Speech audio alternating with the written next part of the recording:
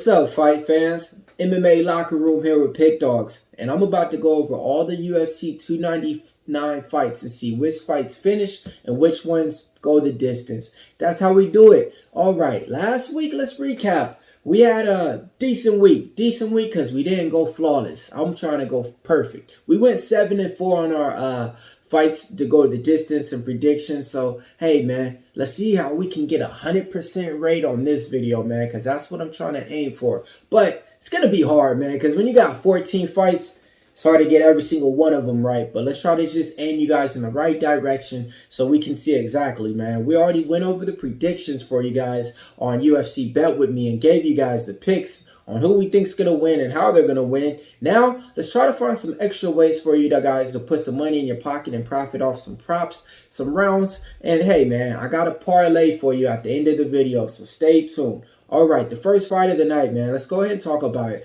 Joanne Carter was taking on Marina Moroz. Okay, a women's fight. They usually always go the distance, so the over is always going to be juiced and chalky. The over 2.5 is at a -375. In this one, this is the thing, though.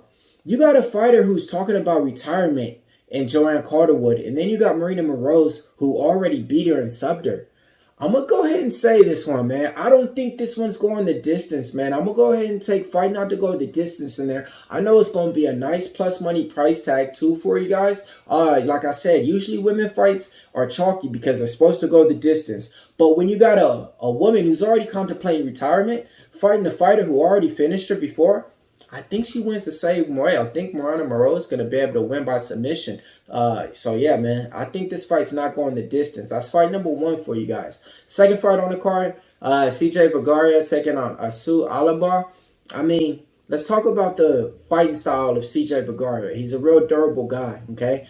He hasn't been finishing too many times. And he usually goes the distance when he wins his decisions in the UFC. Asu, he made his UFC debut against Odie Osborne, okay? He's a wrestler that's trying to get you down to the ground. When he's trying to get you down to the ground, he's holding you down. So a lot of those times, too, with that, you know, those fights are going into the later rounds. I think the over is a safe play in this bet. The over 2.5 is at a -110. In here, I like round 3 to start as my official prediction for the CJ Vergara fight against Asu. Okay, third fight to talk about, man. Ain't gonna be a lot to talk about, man. Robelius Daspalano, the Cuban Taekwondo Olympic gold medalist, is in his UFC. Made his claim to fame by knocking people out in the first round, in the first couple of seconds, man. He doesn't even go past like the first round in none of his fights. 19-second knockouts at that. Josh Parisian, he usually goes the distance in his fights, but let's just get down to it. This fight ain't going the distance, folks. The under, I think it's like juiced at a -300 on there. That's an under 1.5. And here, I think Robles is going to win in first round KO. There's no way this fight goes the distance. My prediction, fight not going the distance in that one, though, man. But like I said, that chalky price tag, though, man, there's only one way for it to go. Even on the other side, let's just say it goes to the later rounds in there. Josh Parisian might be able to even put him up, you know, if Robelius doesn't have that gas tank and that cardio. So I like fight not going the distance in that one for you guys. Next fight to talk about, got a banger, you know, Ian Cutelaba taking on Philip Lins. Let's talk about it real quick.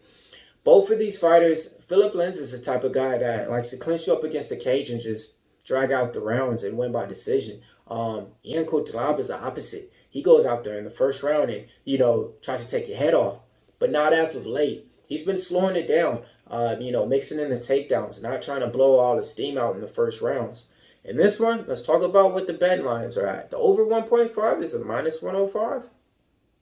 I like the over in this one. I could see over 1.5 rounds in this one.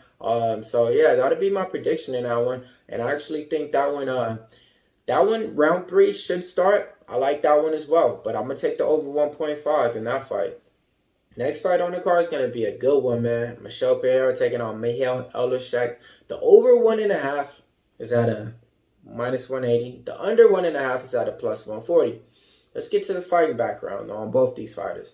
All right, Michelle Pereira, he came out there in his last fight and finished Andre Petrowski real quick and early in the first round, but he usually doesn't do that. You know, I'm real familiar with him. I think he's on a 6-fight win streak. It's his second fight now, fighting at middleweight. He used to fight at welterweight.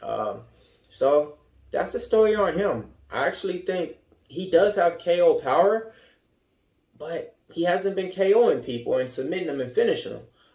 I mean, shit. Michael, on the other hand, I mean, he has power in his punches. He's going out there and finishing in a lot of his opponents. He really doesn't go to the scorecards and win that way usually. I think in this one though, the over 1.5 is a good play. I like that one in there. I can see this one getting to the 3rd round. Or nah, man. Actually, okay.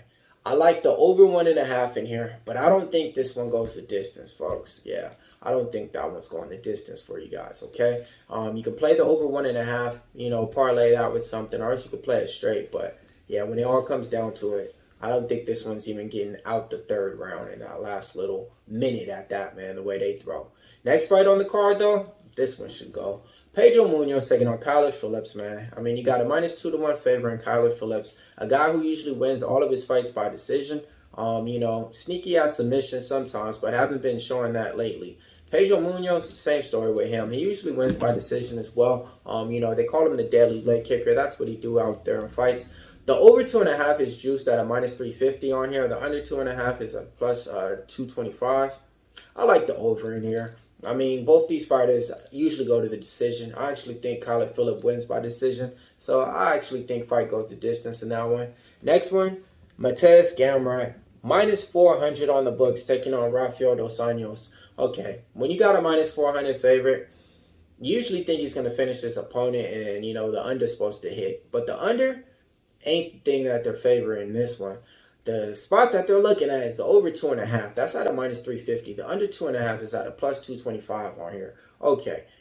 Mateusz Gamrot is a clinch grappler. He's going to get you down to the cage. He's going to wrestle you throughout the whole 15 minutes, 3 rounds in there.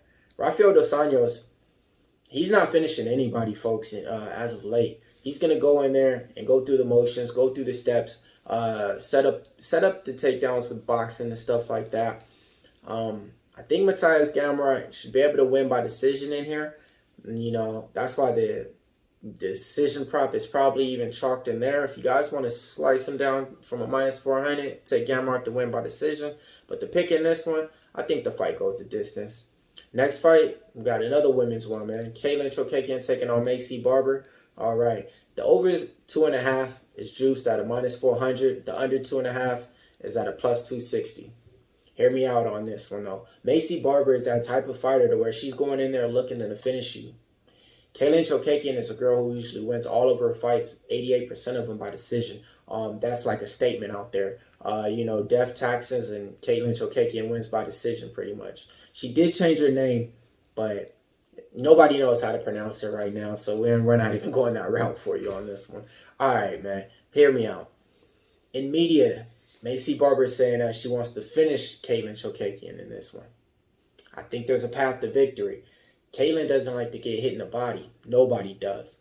Once she starts to get hit in the body, she kind of like goes out quick a little bit, you know? So, then again, like I said, women fights usually go the distance, right? I don't think so in this one, folks. I think Maycee Barber is going to be able to finish her inside the distance in this one, man. I'm taking a shot on fight not going the distance, and I know it's going to be a nice plus money price tag out there, okay?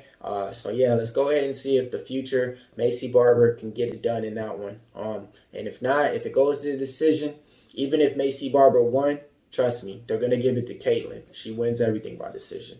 All right, next fight on the card, big ones, big boys on the card. Curtis Blaydes taking on Jailton Almeida. Okay, when you got two heavyweights like this, usually think the under's in play, but the over is a minus at 1.5, and it's a -150 in here. I like the over in this one. I do think Jailton Almeida will get to the late, will be able to sub Curtis Blaydes, but if it's not in the first round, I really like the over 1.5 in this one. Besides that, I think the fight's not going the distance in this one. It's hard to say when you got heavyweights in there, but I like the over 1.5 in this one and fight not going the distance for you guys.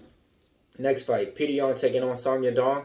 Okay, the over is at 2.5, -300. The under is at No, plus 200 at under 2.5. Peter Yarn, man, all of his last 4 fights, he's been going the distance. Song Yadong, he has finishes and ability, but he hasn't been showing it lately. I like fight to go the distance in this one.